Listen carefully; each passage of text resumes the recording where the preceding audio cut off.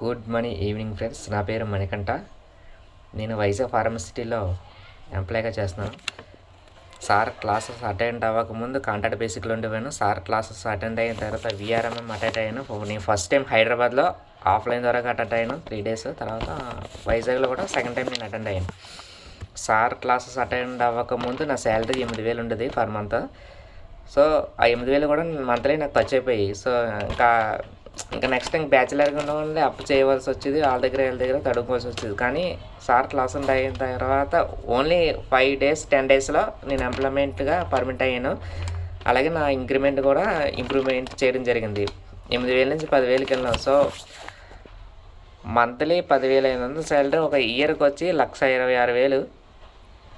Second ఇయర్కి వచ్చి మళ్ళీ ఇంకో 1,500 ఇంక్రిమెంట్ అయింది. అలా 1,44,000.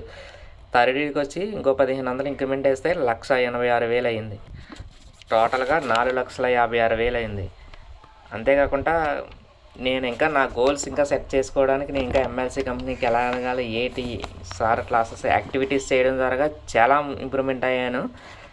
సో అలాగే నేను ఒక ఇల్లు కూడా కొందాం అనుకుని చాలా ప్లానింగ్ మీద ఉండేటోడిని. సో నేను ప్రజెంట్ ఇల్లు కూడా కొన్నాను. అది 23 లక్షలు. నేను కొన్న తర్వాత వితిన్ 2 months 3 monthsలో పక్కన మేము కొన్న హౌస్ ఇది.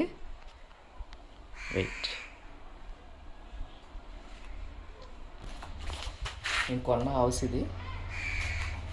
అలాగే మేము ఉండే ఏరియా ఇవంతా తప్పుల కింద ఉండేది. కానీ ఒక 3 months 4 monthsలో ఇక్కడ పక్కన గవర్నమెంట్ హాస్పిటల్, అంగన్వాడీ టీచరు, టోటల్గా ఈ ఏరియా అంతా డెవలప్మెంట్ అయింది. సో అలా డెవలప్మెంట్ అవడం వల్ల నేను 23 లక్షలు కొన్న హౌస్ ఇది 6 సెంట్లు ల్యాండ్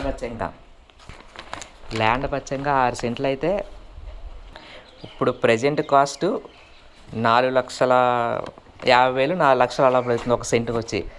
సో ఈచ్ వన్ అలా చూసుకున్నా సరే కానీ 4,50,000 అయితే టోటల్గా 24 లక్షలు అయింది. ఓన్లీ సైట్ కాస్ట్ 24 లక్షలు ప్లస్ ఇండ్లీ కాస్ట్ వచ్చి 15 లక్షలు. నేను టోటల్గా ఎలా చేసుకున్నా ఎంత సేవ్ అయిందో చెప్పండి ఇప్పుడు. సో ఇవన్నీ ల్యాండ్లో కూడా చాలా బేవచ్చమైన కాస్ట్ ఉన్నాయి. ఇప్పుడు పక్కన ఇవన్నీ ఖాళీ స్థలాలు అంటే కెమెరా అవుతుంది.